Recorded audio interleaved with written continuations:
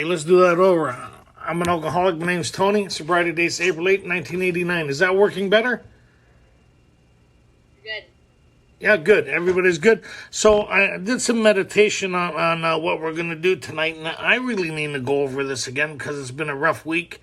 So we're going to go over the fear part and how the foundation that is for how we look at it, how they kind of go over it in step 10 and how they really look at it in step 11, the application of this thing, because a lot of people seem to kind of miss that thing, how it changes around in the book. So we looked at the resentment part, and how many people found that recipe quite interesting that we went through in the application of that? How many people find a difference in becoming an observer of their thinking instead of a participant?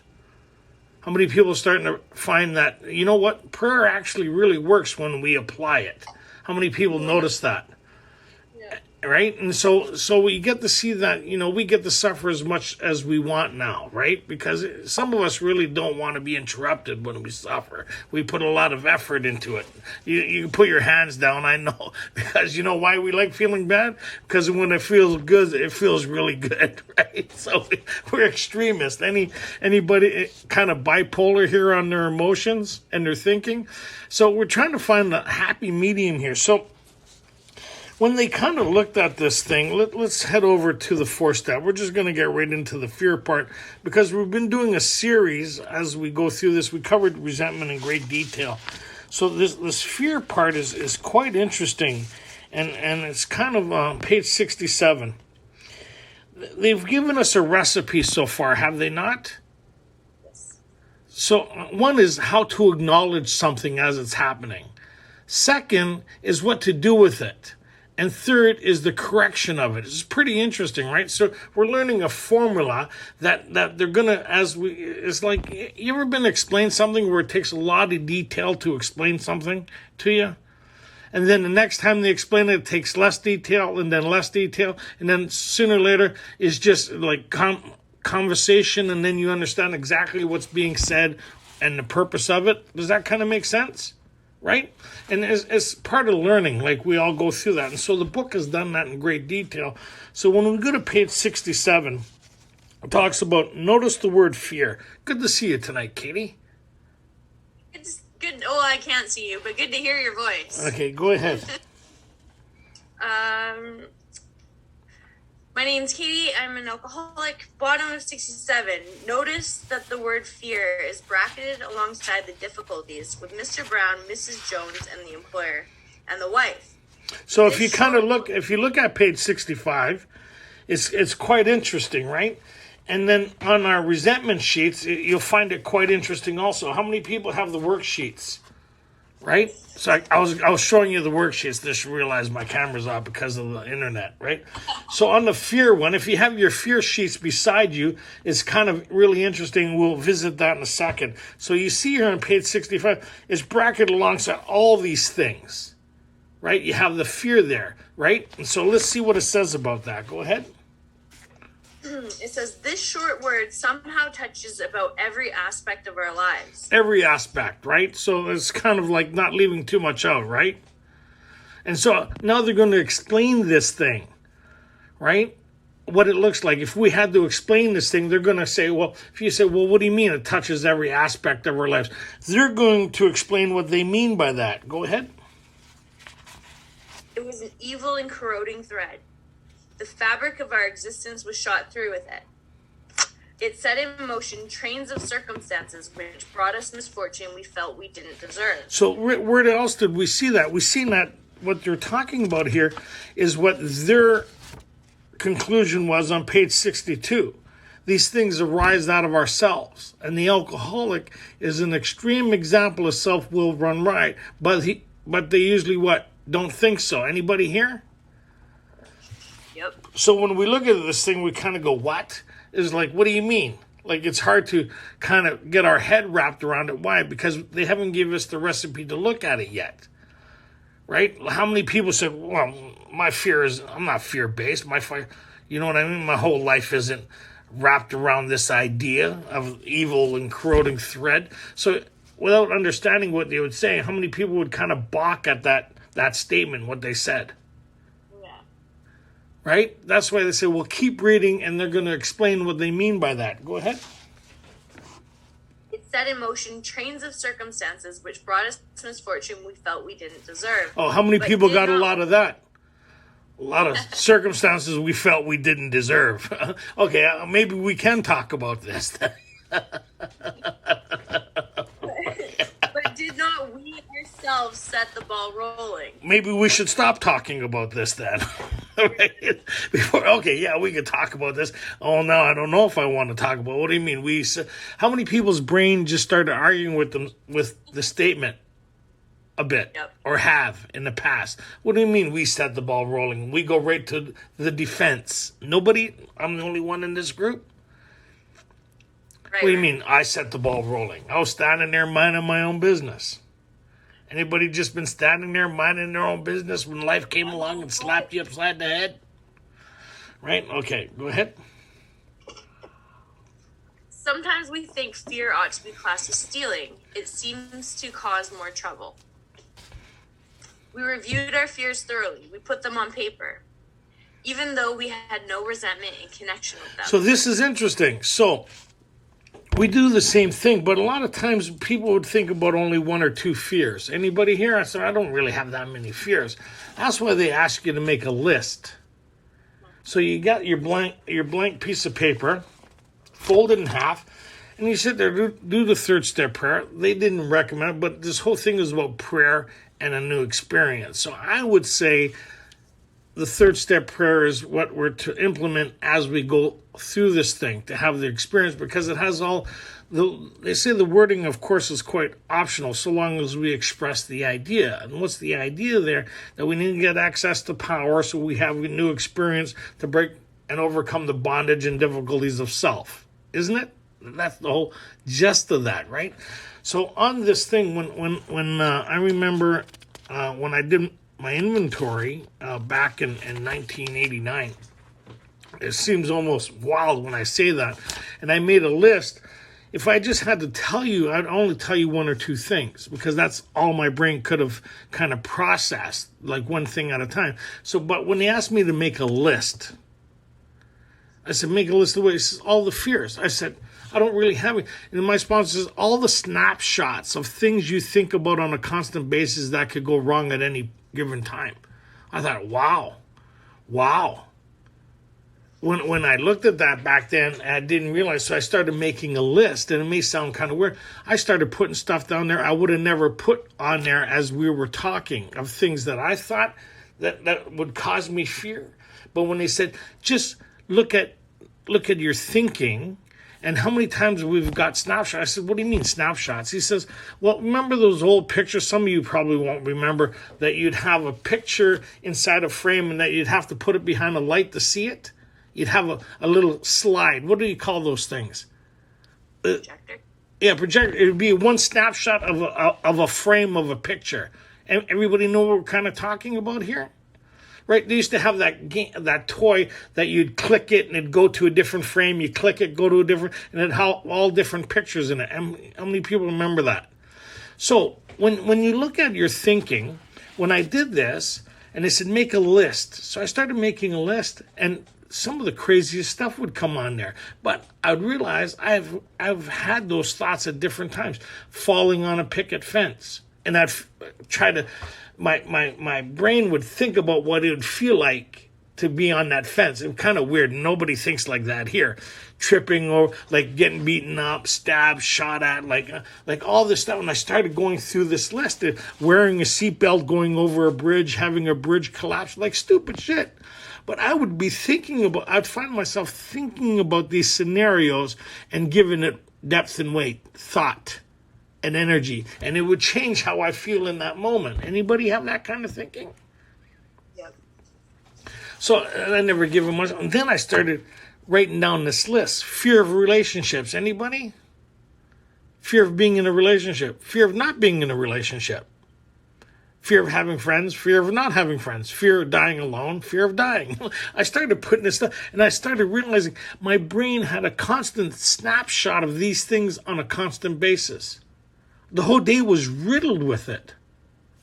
But whatever, going into a room, who was in the room, who was sitting by the back door, always anticipating with a form of anxiety-based living. Why? So I'm thinking I have an anxiety disorder. What I'm having is a thinking disorder. Because if I'm in constant fear and tension of the apprehension of what's going to happen or what could happen or what has happened reoccurring, how much peace of mind would I be experiencing in the day? Not very much. And we see acceptance wouldn't help me at all in that matter, would it? Because I'd have to bury that idea, like that fear. I'd have to try to find a diversion from it. But what I did was bury it because it's in my subconscious. Without thinking about it, it's there. I'd get snapshots of all these different things. How many people thought of something as I was mentioning this? So then how many people had snapshots of different scenarios in their day-to-day of possible fear or things or right? And we think about the most extreme thing that would cause us the most pain and see if we'd be able to handle it. Anybody here like that? I think of things and it cripples me, the idea of the possibility of that happening. Anybody here? And I'll spend time there trying to figure out how to figure out something that's not even happening. Be ready just in case it does. On high alert, my wife said she'd been to a couple. She says, "You people are kind of intense." I said, "No, we call that a high alert of serenity. We're just ready. We're calm, waiting." So I make that list, and it's kind of like, wow, there's a lot here. So what do I do with that list? So it's kind of interesting what we get it. It asks us why. We asked ourselves why we had them. So what most people, why we changed the sheets is the old Joe and Charlie sheets would put blame on other people, places, or try to associate it when I was 6 or 7. But fear is a situation that happens now. You can't feel fear last week. It's something you feel now. Every time you think of it, it creates something within inside of you, the fight or flight. Anybody? It creates an anxiety. The anticipation. So the only time you could really experience fear is now. Even though it's associated with the past or the future, you're experiencing now. Anybody? So we asked why we had them. We asked ourselves why we had them. So on the sheet here, I was going to show you the sheets again. I'll be all right. So on the sheet, it says, we reviewed our fears thoroughly. We put them on paper. So what I put on here, because it's fresh on my mind, is dying. Right? Anybody ever have that fear here? So it says, why do I have it? Right? And then it gets into the thing. It says, what does it say? We asked ourselves why we had them. Wasn't it? Yep. Wasn't it because self-reliance failed us? So what's self-reliance? Self-reliance is one of these areas, and now it's in the second column. We asked ourselves why we had. Was it my social? Was it self-esteem, personal relationship, material, emotional, acceptable sex, hidden sex, and ambitions? So we see that these fears that I have are associated with one of these instincts. I said, isn't that interesting? Right? That relationship. Why would I have fear of a relationship? Because of my self-esteem. So I talk myself out of happiness a lot of times. Anybody here? Or I stay in relationships that are not good for me. Why? Because of my self-esteem. If I had good self-esteem, would I stay in that relationship? Would I have gotten into it? No. Well, why did I get into it? Because a lot of times material or emotional. I got something out of that situation, right? Or I'm being driven by one of my instincts, which is usually, like, now that I'm getting older, but I mean, it used to be a sex instinct. Right now, age is taking care of a lot of this shit, which is thank you, Jesus, right? So some of it's just time, people. So relax. So I don't know why I went there. Just being humorous. Okay, so hidden and acceptable, right? And then ambition, social security.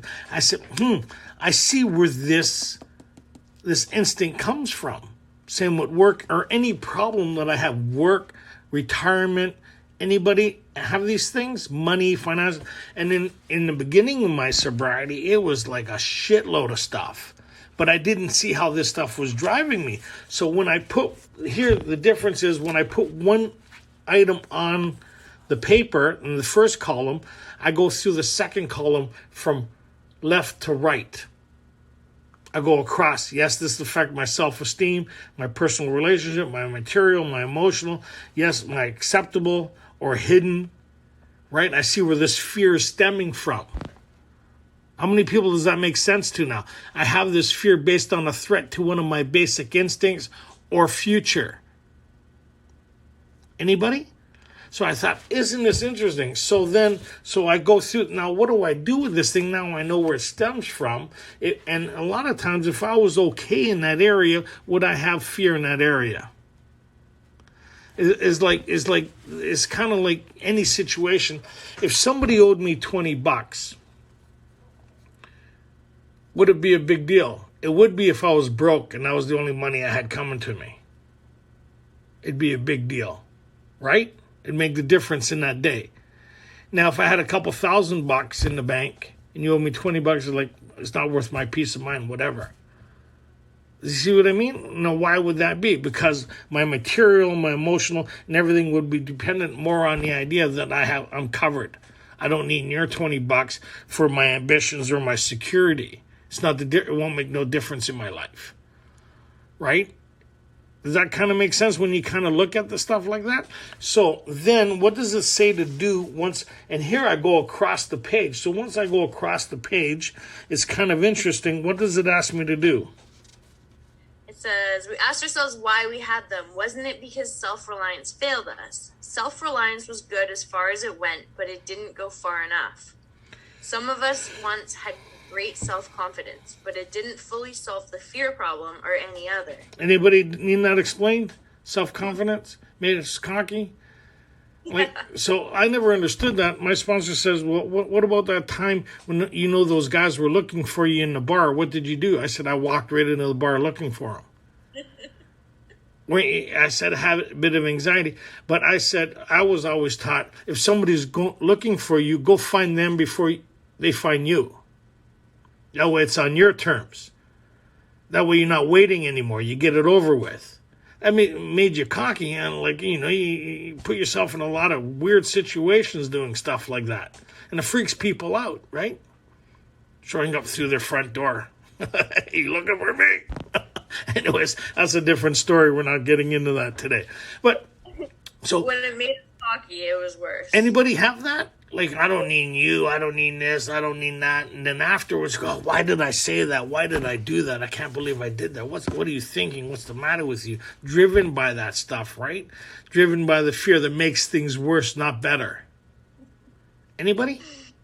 Yeah. So it's so we understand what they're talking about. Sometimes my fear could put me, and the ignoring or being driven by it can make things worse than better. I don't need this job. Take it, but I do need the job runs too, right? Anybody? I don't need you. Oh my God, I can't believe I left. Like, anybody? So that's what they mean, right? Okay, go ahead. So what do we do with it? Oh, sorry. So on this list, this is the good one. So now it's the third column. Was it because self-reliance failed us? Yes or no? Who's creating this? Me or God? Why do I have this fear? Is it because I'm God-reliant or self-reliant? Self-reliant. Who's creating this? Oh, I don't like this part of the inventory.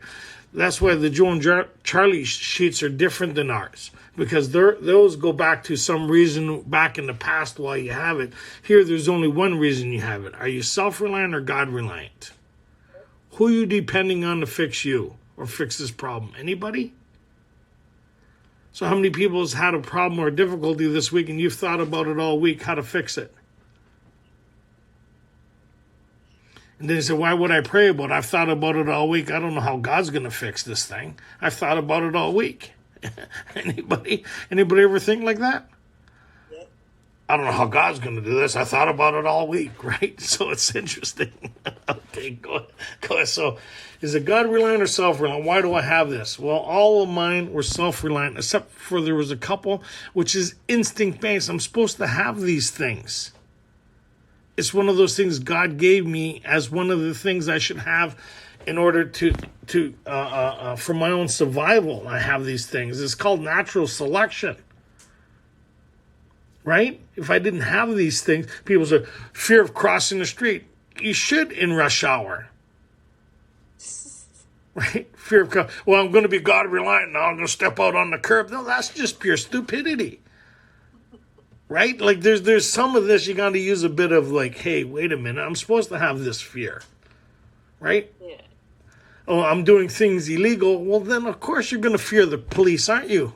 And the repercussions, like. But why do you have it? Self-reliant, self-reliant, self-reliant, right? So now when we see this thinking, and we got this all down on paper, it's quite interesting how this stuff drives us.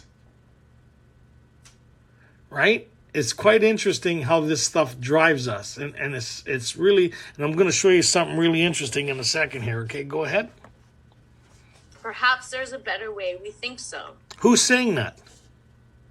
They are. They are. We think so because they've experienced it, right? And they're saying to you, the person who's going, hey, perhaps there's a bit, we think so. Are you happy doing it the way you've been doing it? How many people would like their past to be their future? How many people would like to continue to think the level of thinking that they're experiencing now for the rest of your life? Or how many people want some change in the way they think and feel and their outlook? How many people want to change that anxiety-based living? How many people would like to fall asleep at night without you, the last words is you talking to you about some shit that's not even happening? How many people would like to wake up without you waking you up on the possibility of what the day may bring? Anybody? How many people would like to answer the phone without any anxiety on no caller ID? I was sober a while before I get one of those no caller IDs. No, I'll let that go to voice message. I'm not answering it. Anybody? How many people here? Right? The ring at the door is like, oh my God, who's there? Look through the blinds first before you go on. Like that kind of living. Or how many people here, when you still see a cop, have anxiety? You're not even doing anything wrong. Right? Yeah. So it's pretty cool now. Yeah, anyways, go ahead. You guys are picking up what I'm putting down here, right? I'm not alone in this, am I? Right? And when somebody says, hey, can we talk? You don't have a bombshell go off in your chest. Oh my God, this is it. Right? Impending doom. Hey, I want to talk. Oh no. Yeah, what do you want to do for dinner tonight? Oh God, okay. Anybody have high anxiety when they talk to people or when people get ready to talk to you? How many people, when you phone people, it still goes to voicemail every time you call them? Anyway, that's we'll leave that alone. Okay. Work a lot. Busy. Yeah, busy. Perhaps there's a better way. We think so. For we are now on a different basis. When? The basis. When? Now. When? Now. What do you mean now? Well, we started this relationship. When did we start this relationship? Our decision was good, but when did we start it? When we started the fourth step. Because now we're taking a lot of the septic, a lot of the I call it on my soul, right? The things on my spirit, I call the abscesses on my spirit.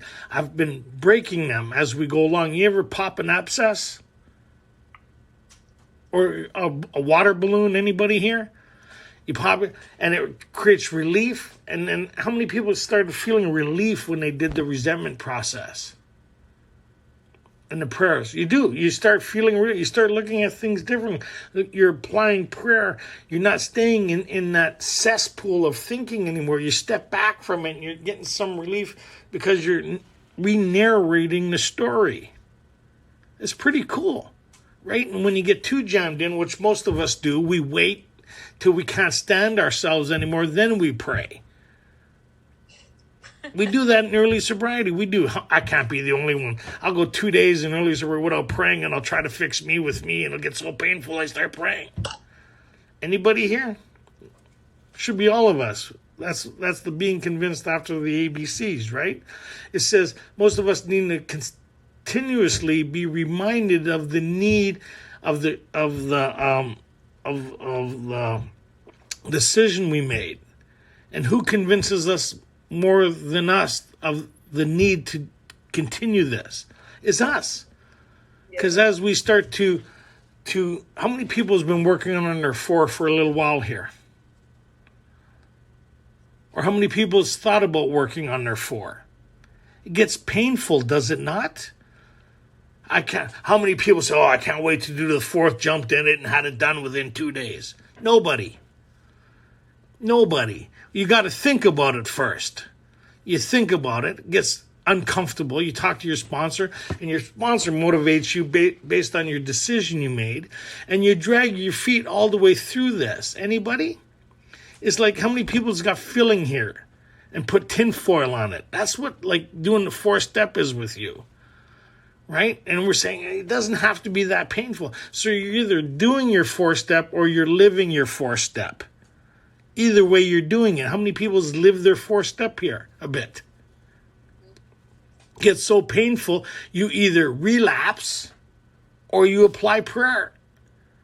Because self can't fix self. That's what it said. Perhaps there's a better way here. Trusting and relying on who? On this relationship. To what? To create a different experience where? Within inside of myself.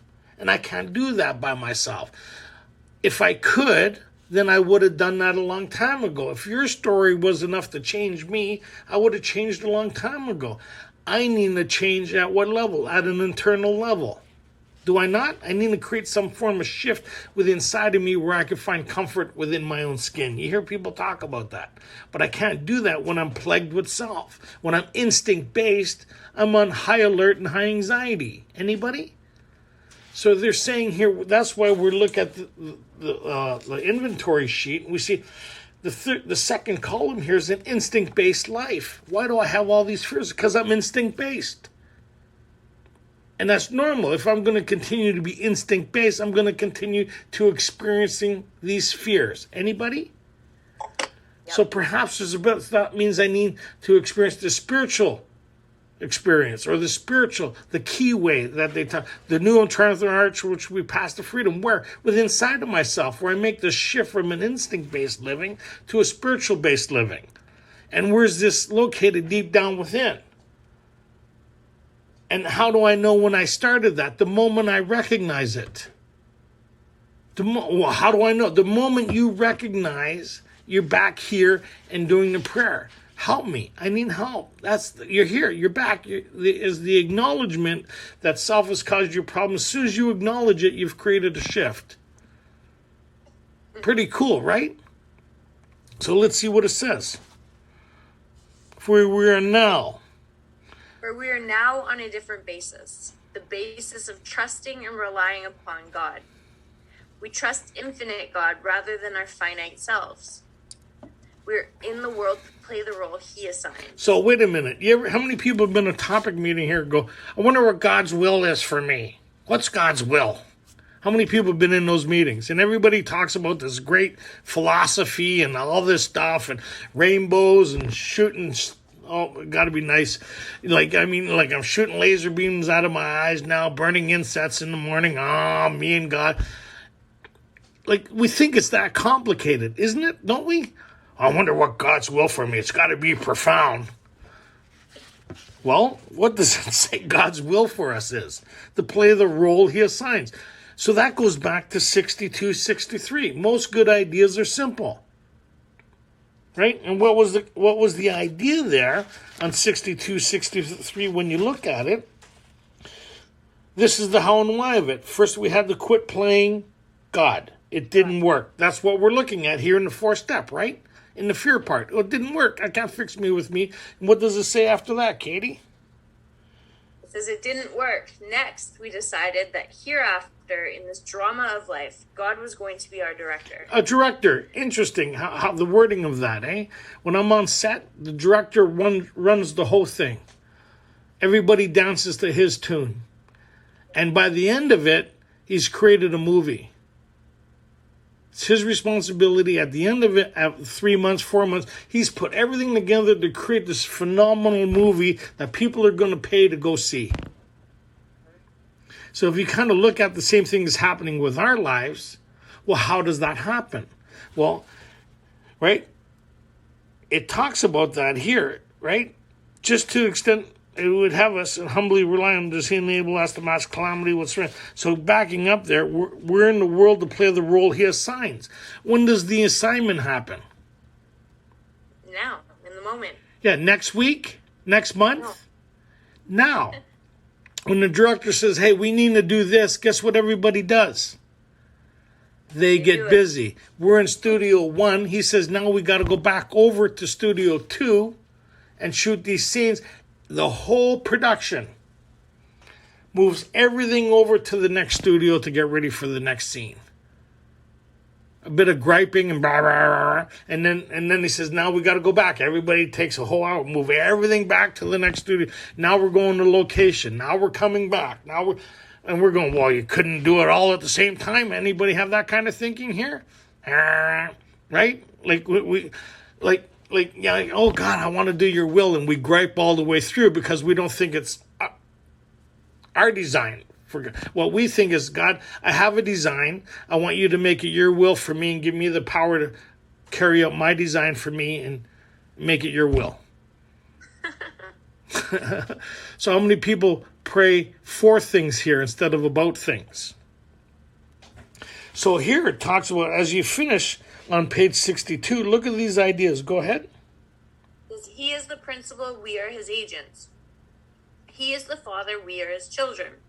Most good ideas are simple, and this concept was the keystone of the new and triumphant art through which we pass to freedom. So now let's go back to 68 and talk about that. Perhaps there's a better... So with that in mind, what they were saying there, now we're getting a recipe how to formulate this idea.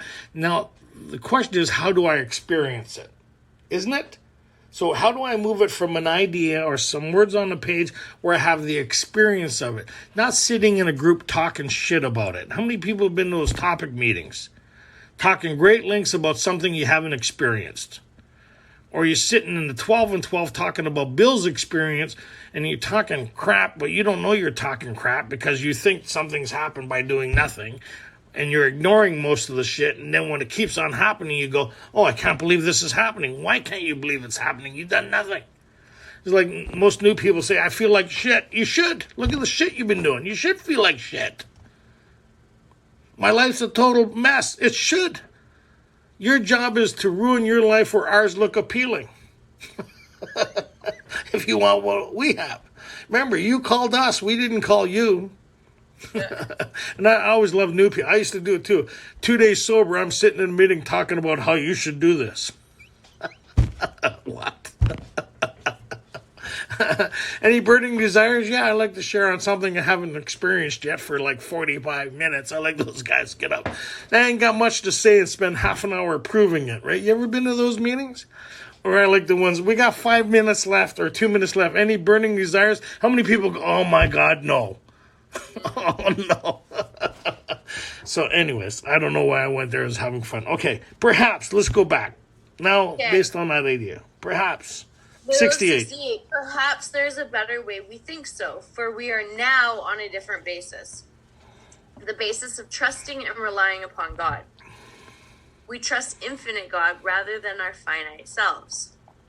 We are in the world to play the role he assigned. Okay, so underline this, underline that. And we're going to follow up on that. How do you do that, right? What are they saying there? Well, we're going to expand on that. That way, when you look at it, you go, wow, that's cool. That's interesting. I never thought about it that way. I didn't think it could be that simple. Most good ideas are simple. But we're talking to complicated people. Right? We complicate the shit out of everything, don't we? Come on. Huh? Okay. We're in the world to play the role he assigns, just to the extent that we do as we think he would have us, and humbly rely on him. Does he enable us to match calamity with serenity? It's pretty good. That means there's still shit happening all around me, but I found peace in it. Right? Like some of you know, like it's been a rough week. My second sponsor, the guy I knew 32 years, just passed away on Friday. He died of a massive heart attack in his bed. So I've been dealing with his family. But in the midst of all that, I still come to work. I was able to go to the airport, pick up his family. I was in a fetal position on Friday. Fetal position when his wife was telling me her pain and what she wanted. I've only been on a fetal position a couple times in my life. With hardly breathe, with snot running out of my nose. And that...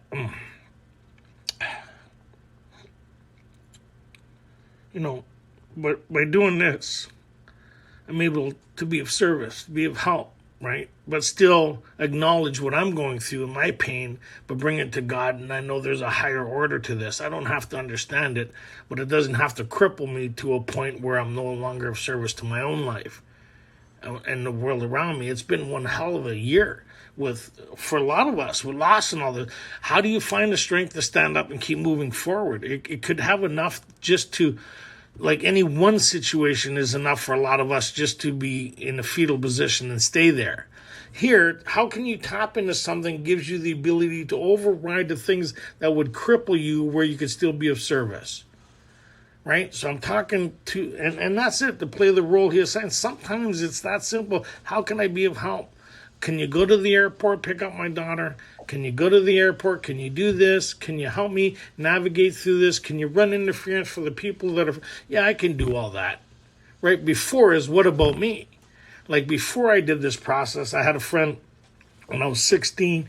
He got killed in a car accident. I stayed drunk. I didn't even go to the house to give my condolences. I didn't even know how to do that. The funeral happened. I didn't even go to the... I stayed drunk the whole thing. And then when I had enough courage, a couple of weeks, I went to the house and the father said, I wish you would have came earlier. He would really want you to be a pallbearer, to be of service, to be of help. I didn't know how to do that. I couldn't overcome my own pain and my own concern to see past myself. And that's the difference, right? Between this process, what enables me to have a different experience, but still participate in this thing called life. This is the game changer, right? And I'll get into the recipe and that in a second. Go ahead. And humbly rely on him does enable us to match calamity with serenity. We never apologize to anyone for depending upon our Creator. So what I always add, if you're in a meeting, don't apologize for your relationship with God. Stop doing that. You hear people say, oh, I'm sorry, but I believe in God. No, you know what? Too bad. Right? If something's recreated your life that you can have an experience beyond anything you could ever imagine that saved you from an alcoholic death, there's nothing to apologize for. Nothing. I don't apologize for God ever. Right? And that's just my strong suit. We're apologizing for the very thing that saved our lives too much. Right? It's like saying, hey, I'm sorry, this is my friend Peter. He saved my life a couple weeks ago, but, he's just going to be here for a second. And then he's leaving. I'm sorry he has to interfere with us getting together. Would you look at me like I was a little nuts? This guy saved your life a couple weeks ago, and you're embarrassed to introduce him to your friends and people around you? And when you talk about him, you kind of you get what I'm saying, right? So, stop it. Go ahead. Yeah.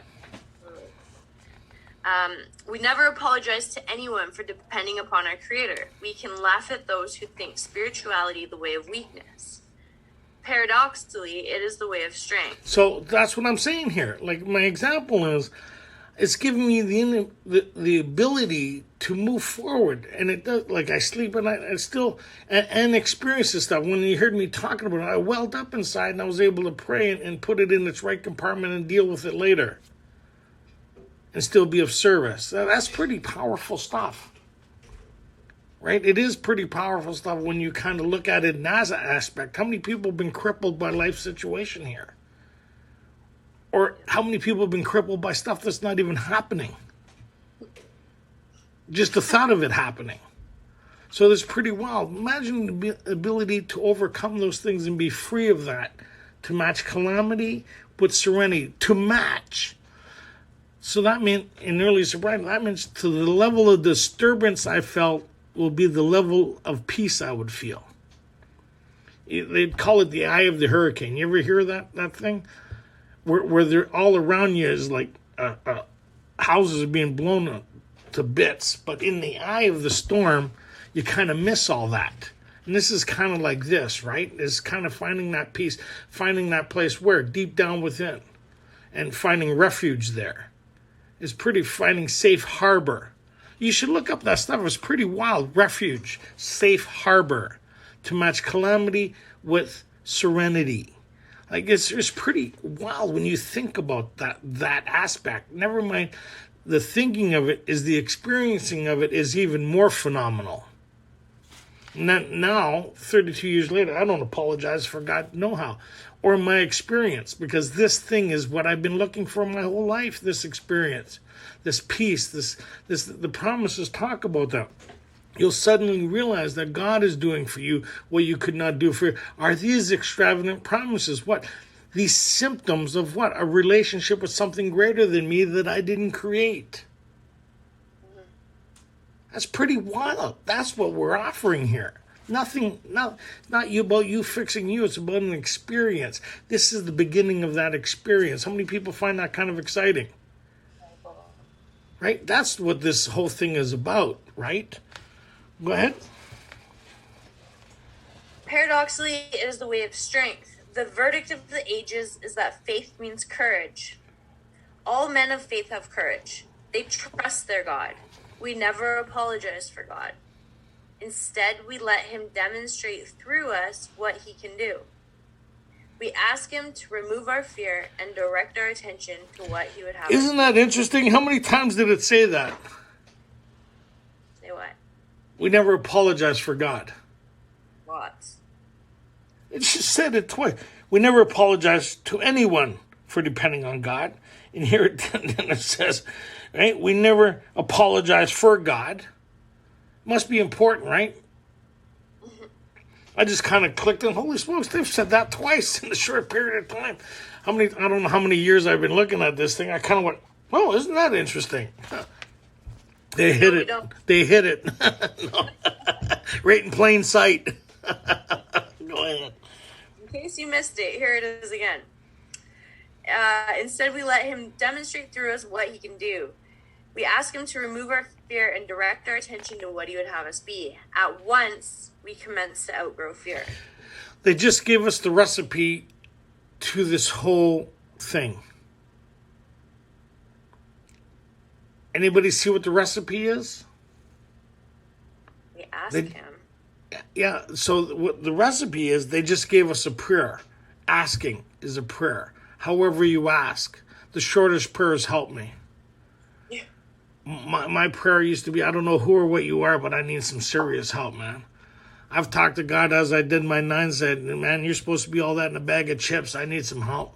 I remember I was disturbed. I know it's hard to believe looking at me, or you can't look at hearing me now, but I was quite disturbed. Me and some of the conversations me and God would have, it'd be like when you have kids. It was like my 5-year-old having a conversation with me. I say, I love you. It's okay. It's okay. But you're still going to have to eat your dinner before you have dessert. Right? So here it is, to get into this, because I want to cover a couple things here. We ask him to remove our fear. That's the first part. But what happens before you're able to ask for the removal of it? You have to acknowledge it. You become an observer of your own thinking. But here you become an observer of your energy shift. When you're feeling fear, how many people get tightness of the chest here? Shallow breathing. Because you're getting the fight or flight. Your subconscious don't know there's nothing happening because your brain's alerted it to danger. Right? So now what we're creating that wasn't there before is the pause. See, there are actually 3 instincts that we're equipped with, but we seem to be missing one. So we have the fight or flight. Anybody have that here? Fight or flight, high alert. But what we're trying to incorporate is the pause.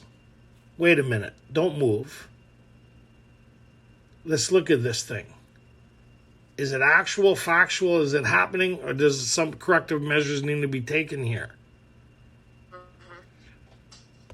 Right? So when I see this thing happening, creates me anxiety, pause, acknowledge, and then what did it ask me to do? Pray. God, could you remove this from me? Didn't say, do I understand the prayer? God, can you do this for me? It's like my kid asking me to do something. She wouldn't know how I would do it, but she knows that when she asked that Dad would look after it for her. Right? She never worried about whether I was going to be there in the morning. Now that I'm all she knows me as a sober dad. Whether there's going to be food, whether I was going to show up after school. Whether there was never that anxiety or fear, because she always knew that Dad would have this. And any problem that she would have, she would come to me, and she knows we would work it out. My one daughter has a first-degree black belt, right? She got it by the time she was 14. There was a lot of fear with the test and all that stuff, but I was able to keep her in the moment and help her achieve what was the next task. Does that kind of make sense?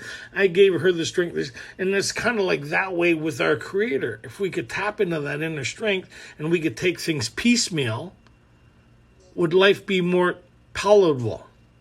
Totally. It's like they say, how do you eat an elephant? One bite at a time. How do you do life? One bite at a time. So if I'm a result, right, how I ended up here, not only with alcoholism back when I first did this, but was through my thinking, was every thought based on instinct I took action on. So that moment would turn into an action, and that action would turn into a result. And the result so they'd start compounding. Anybody here? And as time went on, some of those results took on big problems. And so by the time I got sober, I had so much unresolved life stuff that I was crippled by it. Failed relationships, jobs, money, bankrupt in every situation. Why? Based on not my spiritual sickness that people say, based on my coping mechanism, based on an instinct-based life, based on no human power or no ability to deal with my human dilemma. So when I got sober without alcohol anymore, I was stuck with me. Anybody been stuck with self here? And the wreckage that who created? I created. Based on who? Based on self. So they're saying perhaps there's a better way. So what they're saying here is when these things come up, I pause. I pray. And I ask for a corrective measure or corrective action or something to bring me back in the moment to play the role he assigns.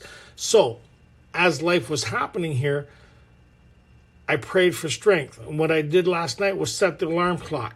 And I prayed for sleep and comfort.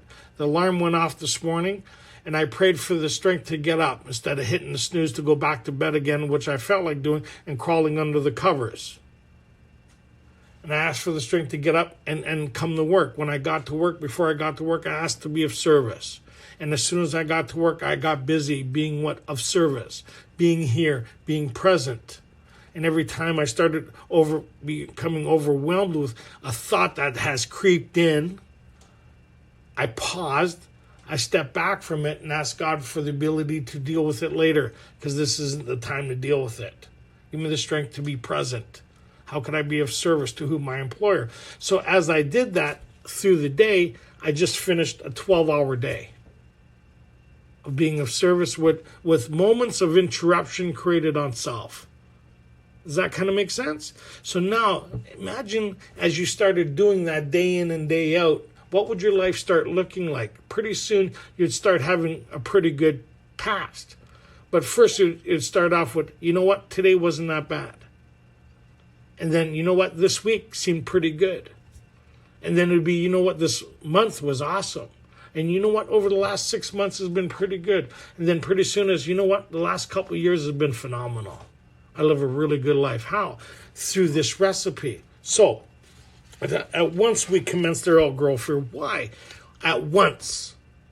So does that mean I got to wait to get into 10, 11, or can I experience what they're offering now? May you find him now. So that means if I stop and acknowledge what's happening, I become an observer. I'm no longer a participant. And as I take my energy that I used to spend over here on what they talked about on page 54, I'm now allocating my thinking and my energy along spiritual lines. I've shifted from the fear, and I'm moving over like on one. How many people got screens in front of them?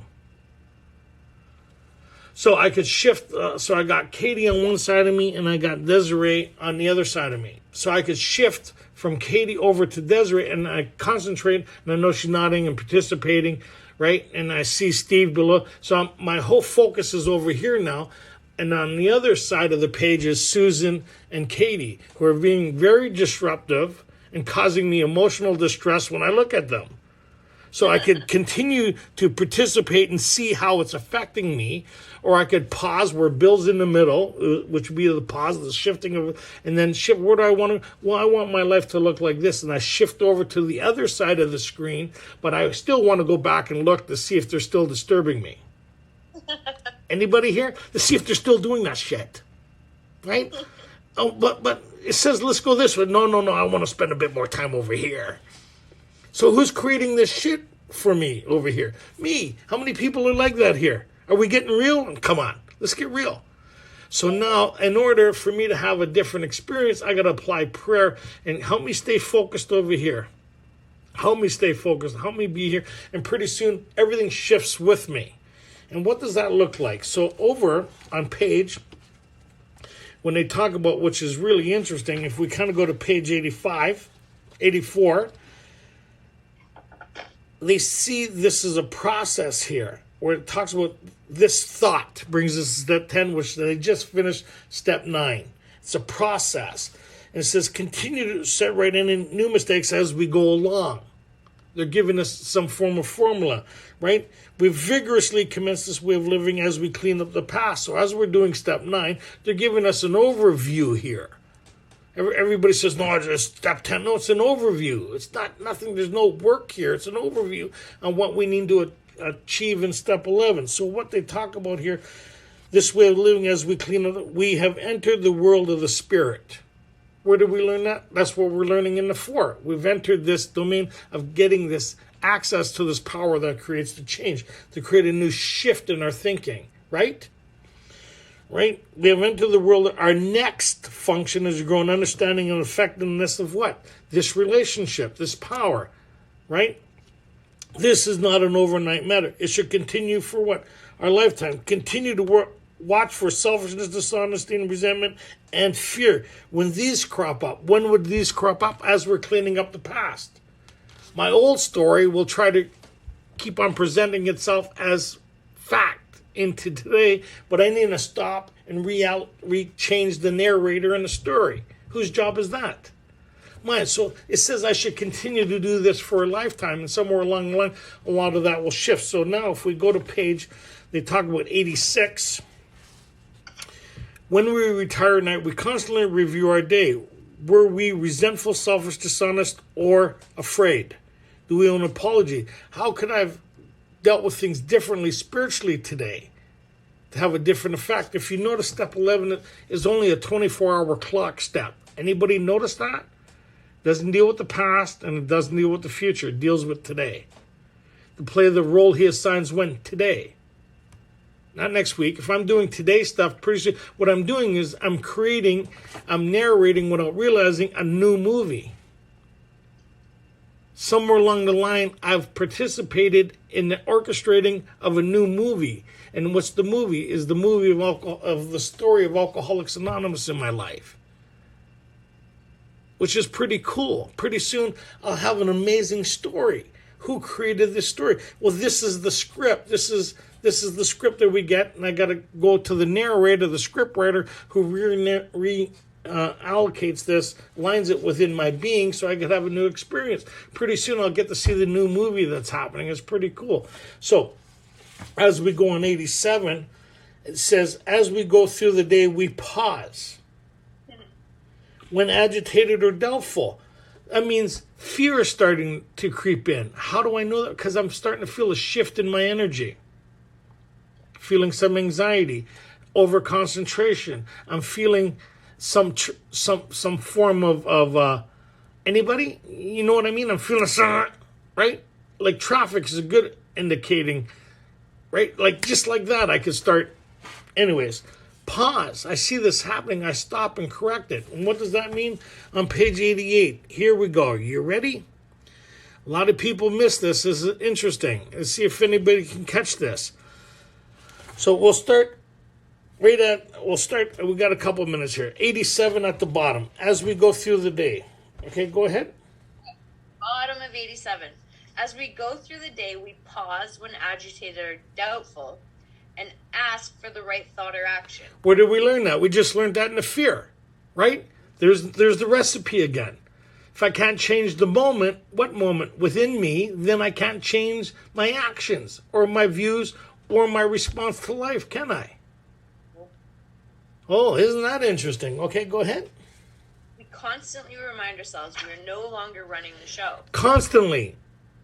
Is that like a weekly, once a month, constantly when? Today, in the 24-hour period. That reiterates what they talk about here on page 85, right?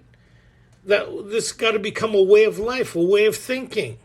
How do I do that? Well, the instructions on how to do 84, 85 are on 86, 87. Because the instructions are not on 85. These thoughts must go with us constantly. What thoughts? These thoughts. How many people finding this kind of interesting? Very cool. Okay, go ahead.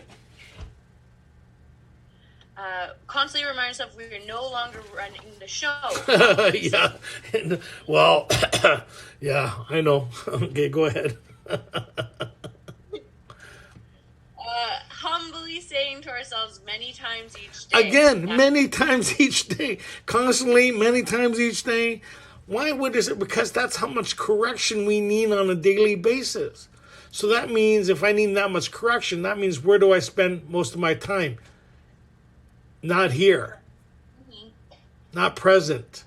Not being of service. I'm usually in some form of anxiety, fear, and anticipation or conversation with self. Or a conversation with people that are not here. Same thing. Anybody? Nope. Okay, go ahead. Thy will be done. We are then in much less danger of excitement, fear, anger, worry, self-pity, or foolish decisions. So you notice here they said fear. Excitement, fear. Because a lot of us get really excited fast. Anybody here? And then I used to think, what's the matter with getting excited? That's not the excitement they're talking about. We really get over involved in shit. Anybody? Get excited. Yep. Oh, that kind of excitement. Yeah. Fear is the beginning of everything. Fear, anger, worry, self-pity, or foolish decisions based on what? Based on these things, based on my instincts. Right? Which is kind of interesting that they didn't have resentment there, did they? Because we have the recipe for that. This is what creates all the resentments and problems with people, places, and things. From this stems new invitation to the recreating of the things that I'm trying to get away from. So if I don't change things at a core level through prayer and application, then what do I have is the old template, which is different than on page 64, because what we're trying to learn is a new template, a new recipe for assessing and going through life. Are we not? So this is the template. As I start to apply the new template, I start experiencing different things. Right? But I need this recipe. What and is the basis of the recipe? Is accessing power, trusting and relying on God. When? Next week? Next month? Now. So if you're having any kind of problem, where's the relief happen? Now. Yeah. This works. We need something that works when? Now. We're that kind of people. We're not next week kind of people. I need something when? Now. Because if we had something that still worked now, we'd still be doing that. That stuff don't work anymore. So I need something better than what I used to use to fix me that didn't fix me. You got something better? Yes, we have something that you could apply when? Now. Who's the deciding vote now on how your life looks like? Me. Oh, that sucks, eh? So you're exactly feeling what you want to feel. Your life looks exactly as the way you want it to be. And if it's not, we have the recipe for change. How many people in? How many people want some of that? Yes. How many people want the story being narrated here by being assigned by the new director is the story of Alcoholics Anonymous? How many people would like that story in their life? Because it's not your story anymore. I want it now. It's our story. It's collective, right? We are part of this new narration of a new movie called Alcoholics Anonymous in our lives. How many people want that? Now. That's entirely up to you. Really glad you guys are here tonight. I really needed to be a part of this tonight. It's been a rough week. I love you all. May the force be with you. Live long and prosperous. And you guys are awesome. Thank you, Katie. Thank you, Rob. Thank you, everybody. It was great. I really needed to hear what I had to say tonight. So hopefully you guys got as much out of what I had to say as I heard. Because a lot of this I hear as I'm saying it, right? Because I pray for direction before the meeting. Say, okay, God, where do you want us to go? What do you want us to say? What, and who? We kind of left off with the idea of finishing on the fear, right? So if we kind of go with that idea and we go over to page 68, and basically what we just read off on the second half of how it works, and we look at this progress part, right? So we claim spiritual progress rather than spiritual perfection. Then we go back to the fear part where they talked about here, and it's worth reading again, where they talked about, we went over, perhaps there's a better way. We think so. And then we went down and looked at the application of this thing, where they talk about here, they trust their God. We never apologize for God. Instead, we let him demonstrate through us what he can do. Right? So here's what we're going to talk about now. So go ahead. We never apologize. Yep, sure. That's good enough. Start there. Yep. We never apologize to anyone for depending upon our Creator. We can laugh at those who think spirituality the way of weakness. Paradoxically, it is the way of strength. The verdict of the ages is that faith means courage. All men of faith have courage. They trust their God. We never apologize for God. Twice, so stop doing it. Don't apologize for God. Not even in meetings. People don't like it. They're tough business. Go ahead. They trust their God. We never apologize for God. Instead, we let him demonstrate through us what he can do. So what he can do. So if you tie back that to page 60, but what's really amazing is where they talk about their experience on page 63. And this is where we're at with this thing. And a lot of people would miss it.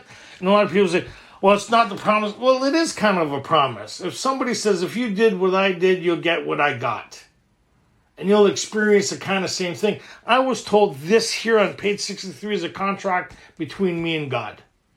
I believe that. At a couple weeks sober, when they took me through this, I kind of went, wow, this is pretty awesome. Right? And I've hung on to this all the way through my step 9s, and every once in a while when I get jammed in my life or through life situations, I go back to this contract here on page 63. Right? And it's a formal contract between me and God put together by those who went before us. Is based on truth. And what's the truth? Truth is what they've experienced, and since what I've experienced, what I could continue to experience. So what's the basis of that? Let's see. When we sincerely... top of page 63. When we sincerely took such a position, all sorts of remarkable things followed. All sorts of remarkable things followed. So as we go through this thing, we're starting to have a new experience. Remarkable things. Things beyond our comprehension start happening. Stuff that we no longer call coincidence. We just look up and say, I know that was you, thank you. We start getting that thank you. The stuff that's just weird. If he's the father and we're his children, the stuff that I would do for my kids just randomly. just to see their gratitude. Could you imagine how greater my Father is? Mm-hmm. When you kind of think about that, why not? Why not all good things and happiness and contentment and breaks and things? Like if I ran a company and I had two people working for me, and one was my son and the other one was somebody I just hired, and there was an opportunity for advancement, who would I give it to? My son. Right? We're his children. He is the father. And it may sound kind of weird. As you go through your nines, you start relying and trusting on God. And I guess our biggest job is to see how God shows up. Those weird things, those random things that only you can experience, that other people would think that sounds crazy, but you kind of go, wow, man, it was an unexplainable thing that keeps on happening in my life. Anybody have those unexplainable things that keep on happening in your life? Mm-hmm. You start doing little things and you're rewarded beyond anything you could ever happen. What do you mean these little prayers give me a sense of contentment, happiness, and purpose? Doesn't make sense. You mean like my life's going in a shitter and I'm really worried about everything. I'm going to go work with somebody else and feel better about my life and everything. That doesn't make sense. Yeah, try it. And it's amazing stuff. So if it wasn't more amazing being on this side of it than the other side, then there would be no Alcoholics Anonymous. When they use words of, you'll be amazed before you're halfway through. Halfway through what? The clearing up of the records of the past and the obstacles within inside of myself. You'll be amazed of a new freedom and new happiness when you find peace with you on how you talk to you. Isn't that nice when you start having a nice conversation with yourself? It's pretty pleasant. Come on, some of you know what I'm talking about. Because a lot of them have been talking shit to us. I don't need you talking shit to me. I do a good job. You're an amateur compared to how I talk to me. Huh? I'm a 3rd-degree black belt in abuse, self-abuse. Anybody here? Right? I could drive me to tears faster than any one of you can. Right? It's true. But then there's a freedom from that. And what's that? Okay? Go ahead. When we sincerely took such a position, all sorts of remarkable things followed. We had a new employer. Being all-powerful, he provided what we needed if we kept close to him and performed his work well. Yeah, I mean, why not all the little things that you'd think? Why not? Why not all the stuff on my bucket list? Why not? Why not? Why not be able to live life beyond anything I can imagine? It's not all the external, but it's things that I thought I'd never be able to experience that I've experienced, and just I'm amazed with my life. Sat on the beaches in Normandy. Right? Smoked a cigar and looked at our history. I've been to Paris, Vietnam. I've been to places that are just mind-blowing, finding God's presence or kind of fingerprints over these things. In service, being of service in all these different areas. My wife has watched God, how he works in our lives. She came in as a skeptic, and now she's like a true believer, and she's Roman Catholic as we went into these things, right? How we brought God into the situations in our life is what you have to do with your life. So you experience it and you get the that had to be God. How it's not it's not a coincidence anymore. Yeah. Right? Like if you're trusting and relying on God and you can't see how it's going to work, things work beyond anything you could ever imagine. Like real fast, my wife's Roman Catholic. She wanted to get married in a church, and I had some complications where I had to get an annulment, and the priest here didn't want to do it, and we had a little while to go, and where she wanted to get married, it didn't look like it was going to happen. And I kept on saying, let's trust God, let's pray about it, God, and God, if it be your will, to let this happen. And so it didn't look like we were going to get married in a Roman Catholic church. We'd have to go to a Protestant. We went and got a Protestant church and everything. I had a sponsee who knew this minister, like priest, I guess you call him. I met him in North Vancouver. It's just like coincidence that I met him. He just happened to be, without my knowledge, going to Rome. He met with the Pope. I got an annulment straight from Rome to Vancouver. They phoned us, and it was a week before the wedding. A week before the wedding. We're going Protestant. You know how that would have went if you have any history with Roman Catholic and we're going over there, right?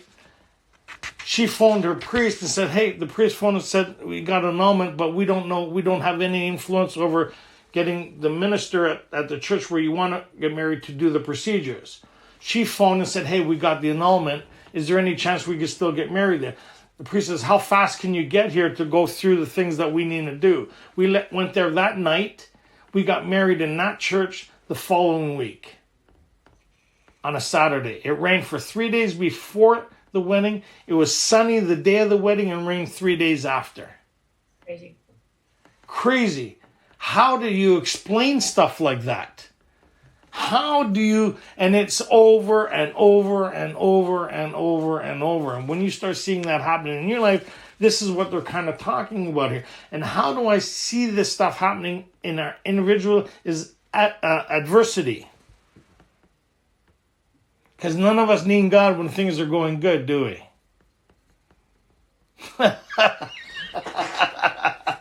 Right? When it's sunny, thank you, Jesus, and keep walking, right? We don't need that relationship, right? But when shit starts hitting the fan because I have a list of these amends and I have life ain't going away, I think and I'm totally consumed with self and I'm bombarded with all these fears and anxieties and resentments. And you're telling me I could have a new experience, but I have to apply these things to do that, then it's up to me whether I permit my story to continue the way it's going or to be open to a new story. Here are the principles we set down, or what? A guide to developing this story. This is what they're talking about here. Okay, go ahead. He provided what we needed if we kept close to him and performed his work well. Established on such a footing, we became less and less interested in ourselves, our little plans and designs. More and more, we became interested in seeing what we could contribute to life.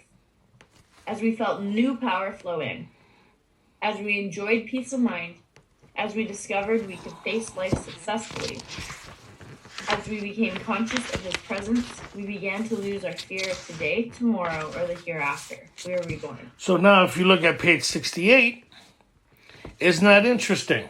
What they talk about here, to play the role he assigns. The more we tap into this power, the more we're present, the more we have this thing that we talked about on page 87, constantly reminding ourselves, right, as we go through the day, many times each day, of what? Of the presence of the power. How do I know I got contact with that? Is the moment I acknowledge it. I'm present again. The more I acknowledge I'm present, the more I tap into this power, the more I ask for strength to do what? The next right thing. And to be present. Isn't that the challenge? Really, when you look at our day, how many people spend the day present? How many people spend a lot of time in reflection or fantasy or some form of distraction that we create within our side of ourselves to take us out of the discomfort of the present? So it's interesting. So the more I practice this, the more I become of service, the more life takes on new meaning, happiness, and joy, right? I start having a different experience. Why? Because I'm spending more time here. Where? Present. And what allows me to be present is what they talk about again over on page 62, where they talk about there's no way of entirely getting rid of self with what? Without his aid. Entirely getting rid of. So it's possible that I can have total freedom from self. What does that look like? To be able to be of service at work, to be present, to be engaged with my fellow workers or workers amongst workers. Does that kind of make sense? To do my job. To be happy, joyous, and where I'm at. Right? Mm-hmm. And play the role he assigns. Isn't that interesting? Today we left work early. I said, okay, God, I'd like to get home in time for the meeting. He says, not a problem. I'll arrange it. Here I am. Right? It may sound kind of weird to you, but I believe this stuff with all my heart. Like, this stuff happens like this. If you're trusting and relying on God and he plays the role, then he'll make the things possible that he wants you to do. You don't have to figure out how it's done, because if he takes care of all that our needs, you notice it didn't say wants, needs. And so to play the role he assigns, so if I'm trusting and relying on God for the bigger picture, does that kind of make sense? Then I need to trust him with the little things. It's like, anybody ever see those 1,000 piece puzzles? And you look at, that's our life, you're going, holy shit, how am I going to put this into the life I want? Right? And the more you look at it, the more anxiety you have. Anybody? Yep. They're saying, here, take the whole pile, just move it to one side. Okay, God, that's your pile. What piece would you like me to have? Take this piece. Oh, I don't know about this piece. I don't like this piece. I'm going to put it back in the pile and get another piece. I'm going to get a piece. So it's like, no, is the piece you pick up, put it on the table, put it in front of you. Then get another piece. God, what's the next piece? And so those little pieces turn into big pieces, and it is kind of be weird. If you're looking for the assignment that you think, then you're going to miss the assignment that's given. And what the fourth step lines us up with, and the second half of how it works lines us up with, is step 11. All this is about step 11 and how to practice these principles and utilize this thing so I could have a better experience. Am I kind of on the right track here?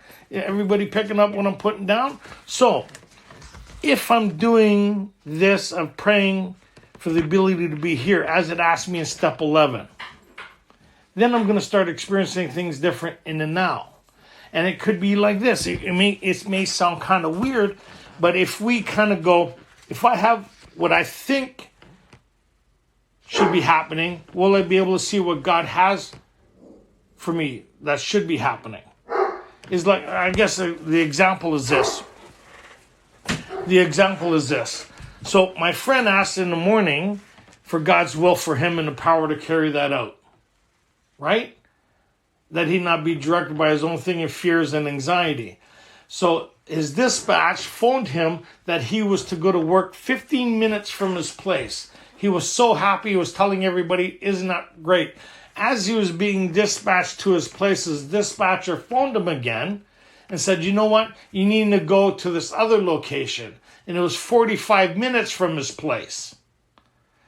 2 minutes earlier, he was thanking God for God's will and everything was fantastic because he thought he was going to work 15 minutes from his place. The circumstances changed outside his thinking and he started having a problem with it. Nobody like that in this group, right? So he's griping all the way to this new location that he's got to go. But 5 minutes earlier, he was praying for God's will and the power to carry that out. So it's shifted in his inability to be present for the shift. Does that kind of make sense? So he's a window cleaner. So he goes to this place. He's on the 18th story, and he's going down the side of the building cleaning these windows.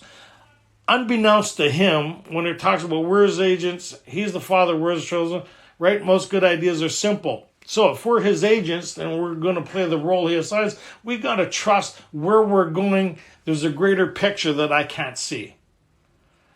So unbeknownst to him, there's a guy on the 16th floor balcony dying of alcoholism, standing out on the balcony, talking to God with a beer in his hand, a cigarette in his hand, and the balcony's full of empties.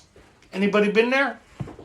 Place full of empties, and he's just bewildered what he's going to do. He drop lined into the balcony and nearly knocked him over into the empties. They're both startled, right? They're talking, and he introduced himself as a member of Alcoholics Anonymous. This guy 2 minutes earlier was asking God for some serious help. An hour earlier, this guy was praying to be of service, but he complained the whole hour. He didn't realize there was a bigger picture happening, right? And that picture had him intervening in somebody else's life as Ebby did for Bill.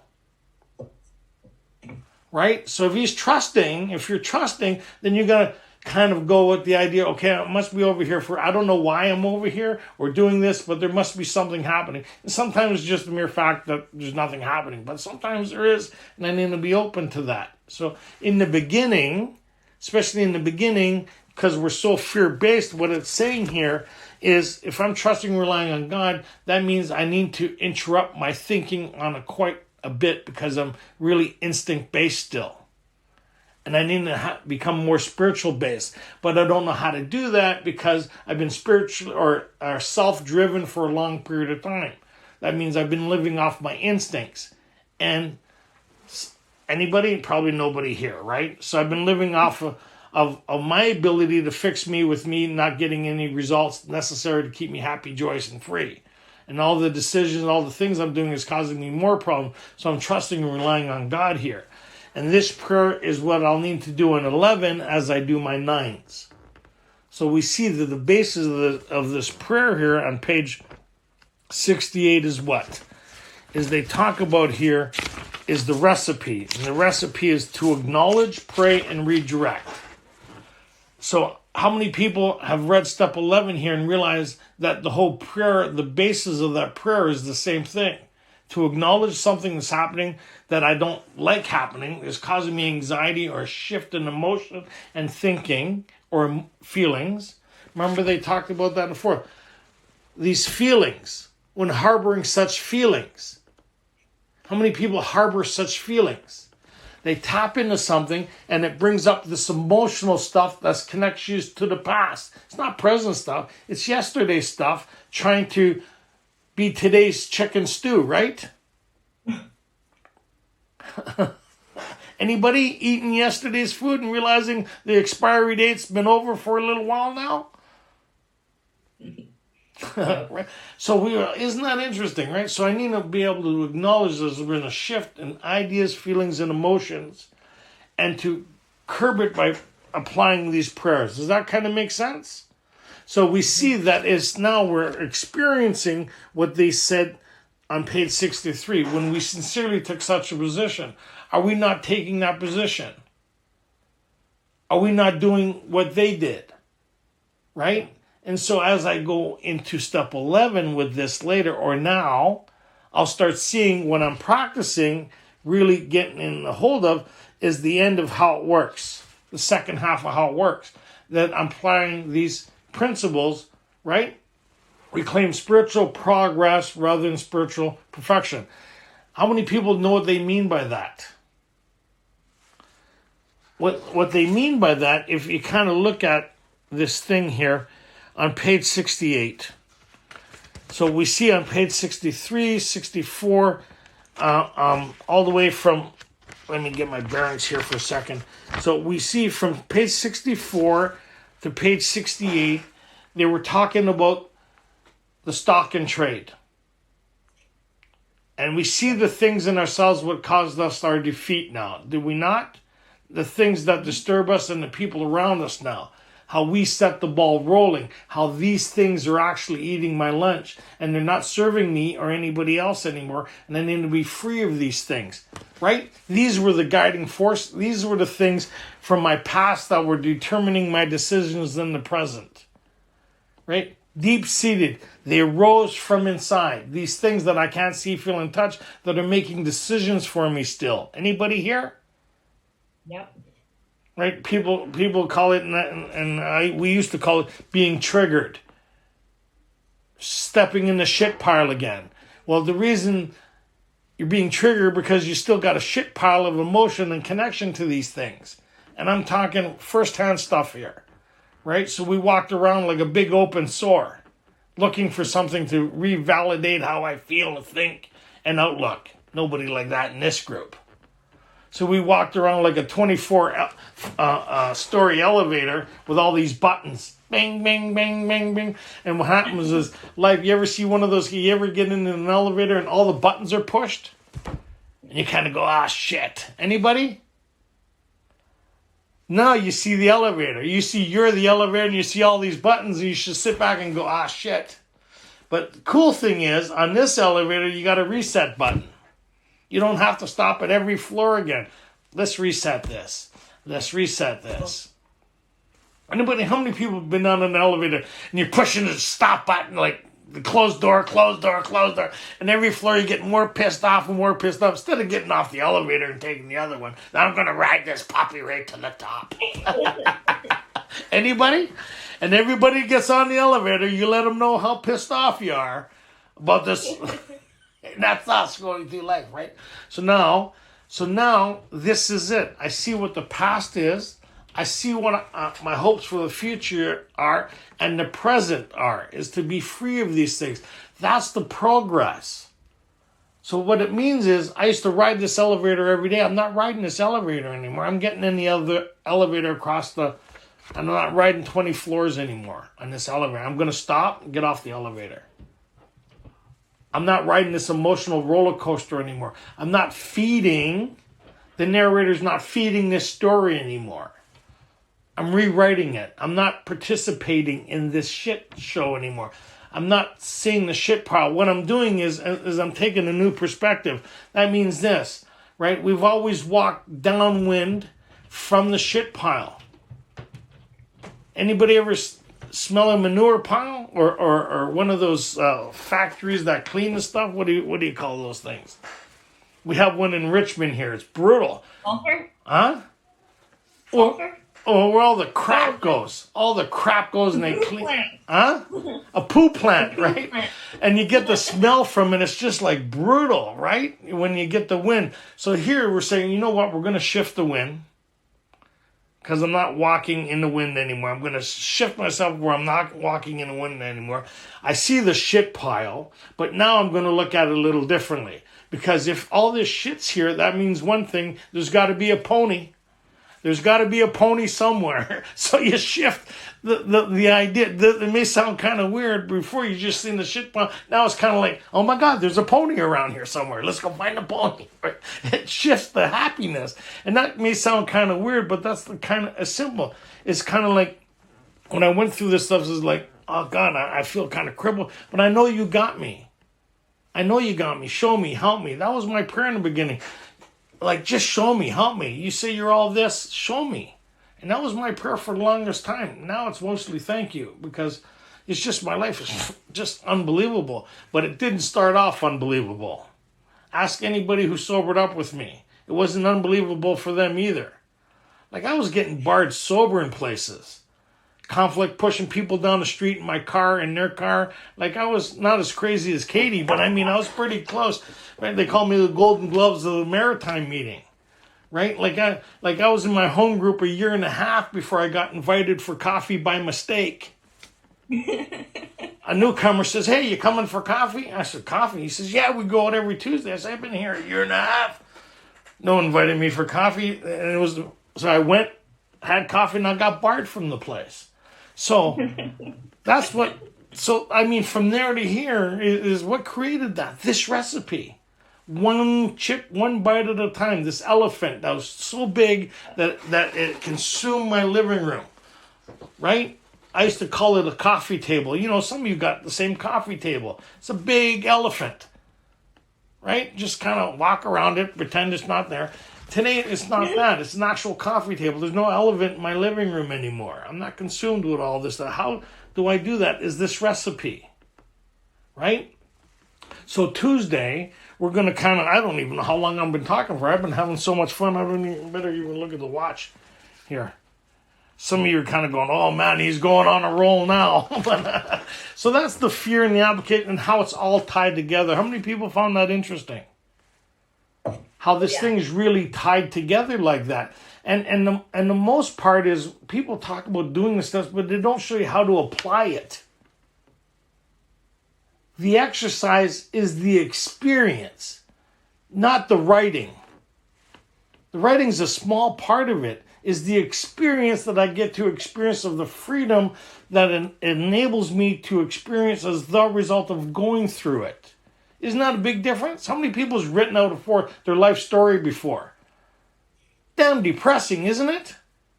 And it should be depressing, right? But this is not about being depressed. It's about finding a new freedom and a new happiness and a new experience. And the only way you could do that is by participating. How many times has it said, does this make sense to you? Zero. Remember, Zero. everything you've done before made sense to you, right? And it didn't work. That's why it doesn't. Does this make sense to you? It says no. It doesn't. How many people before doing this says this makes no sense? This looks crazy. Yeah. And then after doing it, it's like, holy shit, this is pretty cool, right? So it's one of those things. I gotta trust those that went before me and those that put this together, that they're telling me the truth. And I see that in the experience of my sponsor and the people around me, that they said here at the beginning of the book here, Alcoholics Anonymous, this is the 4th edition, the story of how many thousands of men and women who have recovered from alcoholism. We're becoming a part of the collective. We're experiencing the same story. How many people find that pretty amazing? And how many people are really grateful that it's no longer your story anymore? Right? Oh, yeah. Because I don't know if I could have took much more of my story, right? And what I was trying to create, the happiness I was creating caused me a lot of pain and the people around me, right? Anybody? Yeah. Oh, yeah. Yeah, so now it's kind of, okay, God, if I'm going to trust you, you got it all. Even though I don't understand what's happening, I'm going to trust. Even these little things will lead to bigger things, right? And it may not make sense, but I'm going to just trust, right? Trust and rely. I really enjoyed tonight. I'm really glad I'm here. And just so everybody knows, next week, Tuesday, we're going to go into sex. We're going to talk about sex, baby. Remember that song? How many of you remember? I don't know if we're going to have no videos or side pictures or nothing like that. It'll just be a verbal kind of thing, right? Anyway. We're going to talk nasty. And take it away, Rob. Love you guys. Live long and prosperous.